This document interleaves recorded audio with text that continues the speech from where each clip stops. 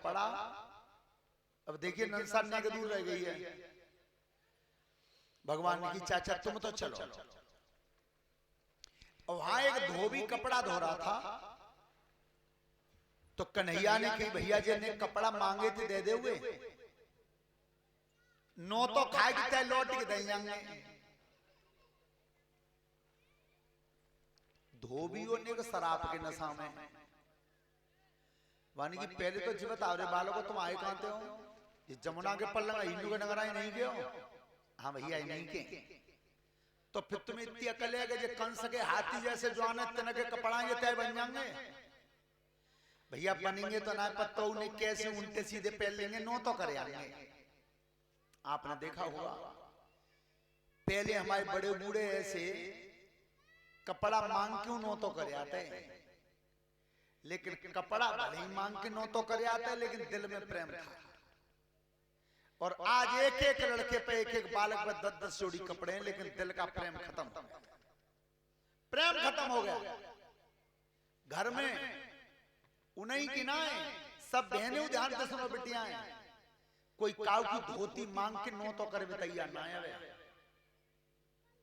कोई मजबूरी उपज जावे और जी कह दी जाए कि चलो नौते की बात है तो जा नौतारे कर तू ऐसा करे बड़ी की धोती ले जाइए, मानव तैयार हो? अरे मानव तो बहुत बड़ी बात है जी, और कह दी जाता है कि पीछे दिन और रात सलीटन है रोजा घर में, पर मोकू तो आंच लग गई है। विचार करना, कोई कोई तो मजबूरी रही होगी जब तुमसे कहिए गए बड़ी की धोती ले जाइए, अच्छी भाई नो तो करे, कोई जाने को तैयार नहीं। लेकिन आज भगवान कृष्ण कहते हैं भैया ने कपड़ा दे दो, कैसे जुगाड़ बना लेंगे। धोबी ने कही कि पहन तो जी बताते ही हिम्मत कैसे पड़ी। एक कदम आगे रखा, जे राजघराने का कपड़ा तो ऐसे मिल जाएंगे। भगवान कन्हैया कह रहे हैं सही कह रहे हो, ऐसे मिलेंगे उन्हें पत्तेरे तो चक्कर में मैं बहुत दिन आता। बस धोबी को देख के कह रहे हैं तू बेई और मैं बेई।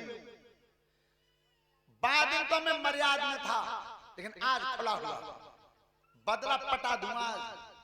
तो ध्यान रखना ये धोबी था कौन, भगवान आप याद कर रहे हैं। कौन सी?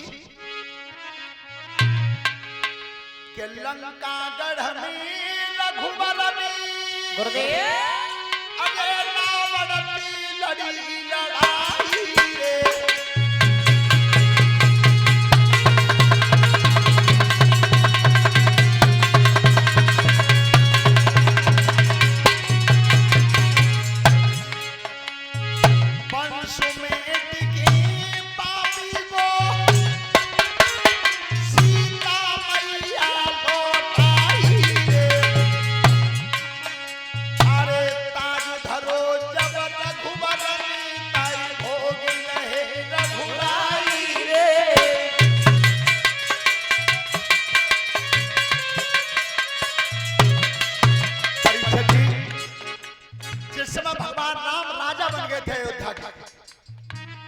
श्री राम ने विचार किया कि कोई मेरे राज को चलाने से दुखी तो नहीं है, तो अयोध्या में पता करने निकले। मुकुट खोल के रख दिया था। क्या अयोध्या में तब रघुबर गुरुदेव और छिपकी खबर मिलाई रे। एक धोबी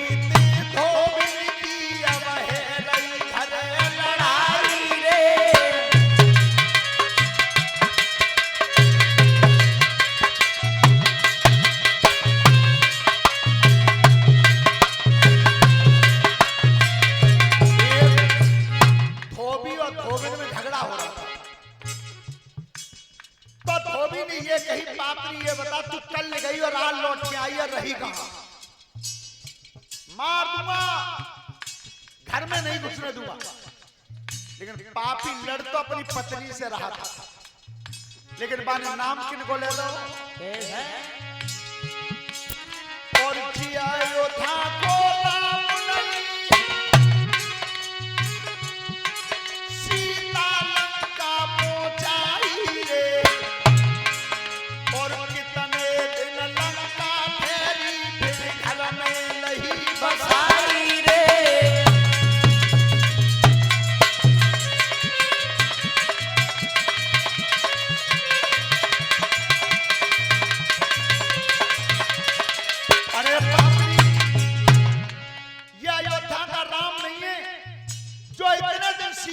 गंगा में रही और लौट के फिर घर में रख ली। पापी ने दोष लगाया। भगवान राम लौट क्या लक्ष्मण जी को तेरे लाओ और हुक्म करे रघुराई और दूजी बार सीता जी को और दो वनवास पठाई रे।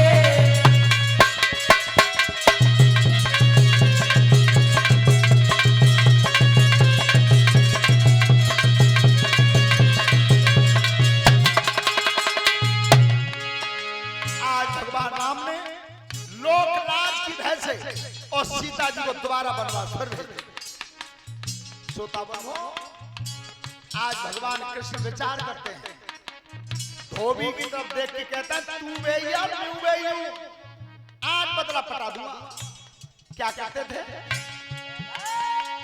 केस पकड़ के पापी के और थप्पड़ कस के मारो रे और गालत थप्पड़ मार दो सोई कर गयो हंस बिनारो है।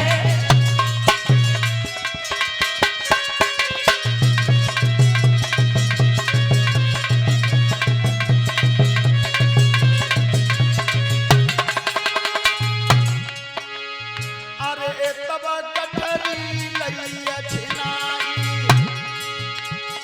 परमहंस ने कथा सुनाई।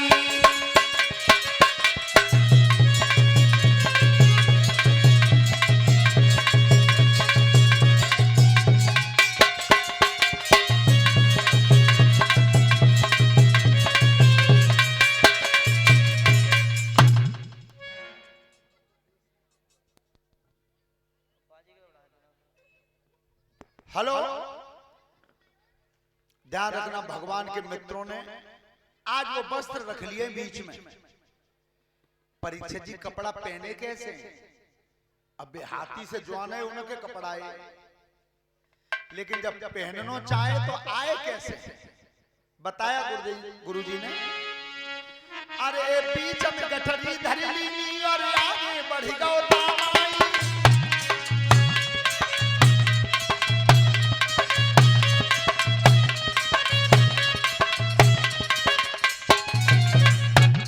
अरे बीच में गठरी धरी ली और आगे बढ़ गओ दामाई और काऊ बन को पकड़ लो तन अपने हाथ बजाई।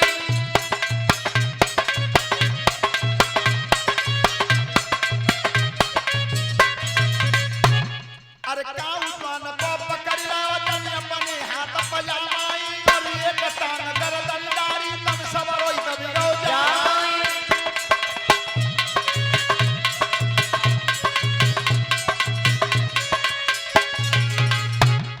बड़े जवान को परीक्षा की पजम्मा पल्ले पर तो दामान एक टांग बूढ़ा में गाड़ी सबर हो भाई ने और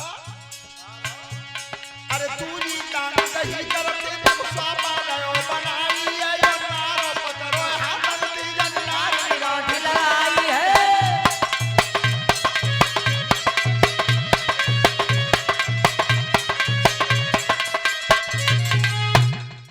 ध्यान रखना, जैसे जाके बने उल्टे सीधे कपड़ा पहन ले। चलो रहनानी की कन्हैया तेईस समय तो बिल्कुल ही मंगेनू लग रहे, जादू तो पहले ही अच्छे। भगवान श्याम सुंदर की चिंता मत करो, काउ दर्जी पर सही करवा देंगे।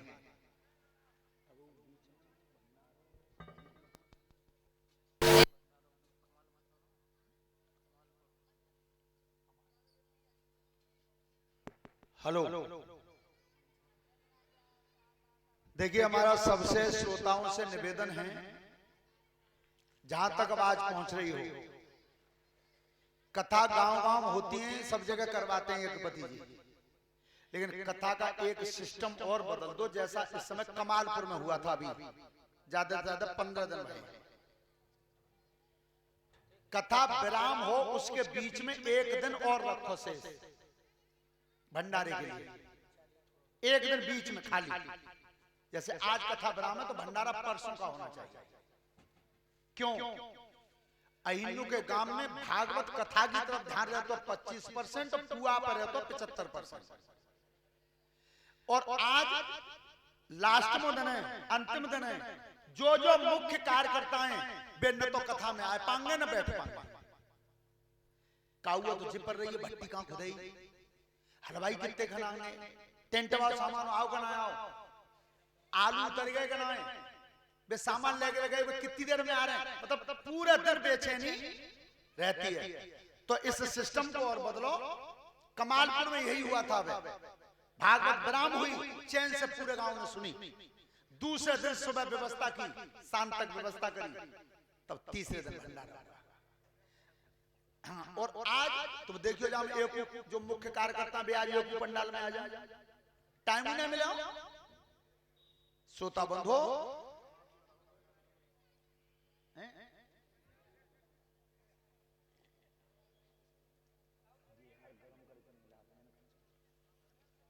और यज्ञपति जी सबसे बड़ी बात तो जी वही है कि आज देवता महाराज और जहारवीर बाबा की कृपा थे एगो नाती और आओ इन्हें परिवार में आओ है।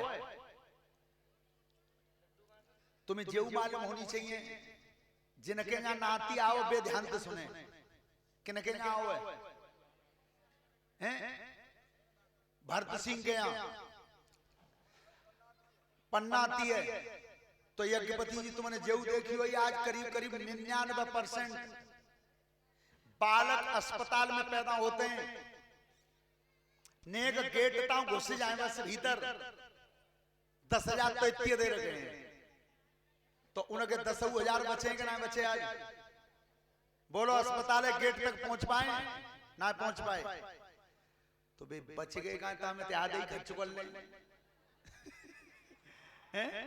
पज्जा को तैयार कोई ना है, बाद में होंगे। अच्छा बाद में तो तुम दावत के चक्कर में डोल रहे हो, ध्यान रखना उस समय बेटा बात मत करो। आज अंतिम दिन है, कथा में बात मत करो, सुन लो उन्हें प्रेम से। जैसे भगवान अपने मित्रों को लेकर के कहां गए? दर्जी के पास। और पता है तुम्हें ठाकुर जी देते कितना है? अरे भैया ने कहते आवाज मत करो, कितना देते हैं कोई मांगना नहीं जानता। ये तो कह देते हैं कि भगवान आता नहीं है। कहू विश्वास है, भक्ति का प्रतीक ही विश्वास है। और मैं अगले चरण में बता रहा हूं, अच्छी बात लगे तो ताली बजा देना जोर से। ये तो कहते हैं कि कन्हैया आता नहीं है, अरे आता तो है पर कोई नरसी की तरह से बुलाता नहीं। बुला करके तो देखो आता है कि नहीं। सोता बंधो, दर्जी से कहा कि भैया जी कपड़ा हमारे मित्रों ने काट के छांट के नाप के बना दो, तेरे बड़ो एहसान मानेंगे। दर्जी की उतारो, लाओ बना दे। भगवान कन्हैया ने भैया पहले सुन लो, फिर तुम सिलाई मांगो है सो हम पहना है। तो दर्जी के हृदय में दया आई, बेटा तुम बालक हो, तुम पे सिलाई आ गई है कांटे, लाओ कछमा लेंगे उतार दो। भगवान के मित्रों के कपड़े बाद दर्जी ने काट के छांट के नाप के बना करके दे दिए, सिलाई नहीं ली। लेकिन सिलाई दई कितनी कन्हैया ने? इतनी दई वो आज तक तुम्हारे सामने, और अब सामने सही लगे तो ठाकुर जी कन्हैया के नाम की ताली बजाना जोर से। क्या दिया था दर्जी को? अब नहीं देखो तुम दो का है और समय मालूम है, समय दिखाई दे रहे हो। दर्जी से कहा कि भैया सुन, आज तुमने मेरे मित्रों का इतना बड़ा सम्मान किया है, सिलाई नहीं ली, तो मैं तुझे कलयुग के लिए वरदान दे रहा हूं। कलयुग में जितने रुपए का कपड़ा नहीं आएगा उससे ज्यादा सिलाई के मिलेंगे तुझे जा। और वो ही हो रहा है। पैंट शर्ट को कपड़ा आ रहा हो 400 रुपया का, सिलाई जा रही 500 रुपया। जैकेट को कपड़ा आ रहा हो 800 रुपया, सिलाई जा रही 1200 रुपया। कोट पैंट को कपड़ा आ रहा हो 3000 रुपया, सिलाई जा रही है 5000 रुपया। ये कृष्ण ने दिया था दर्जी को, आज तक सबके सामने। मालूम है भात में कपड़ा मिलता है तब वो क्या कहता है माने पक्ष के, ओ भैया दे ही रहे हो तो हिल्ले को दे दो 500 तो सिलाई के ही ले हो।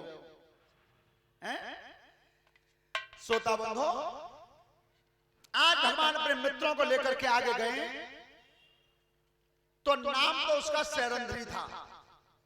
कुब्जा इसलिए कहते थे कि वो 3 जगह से टेढ़ी थी। तो पूजा की थाली सजा करके आ रही थी श्रोता बंधो, 3 जगह टेढ़ी तो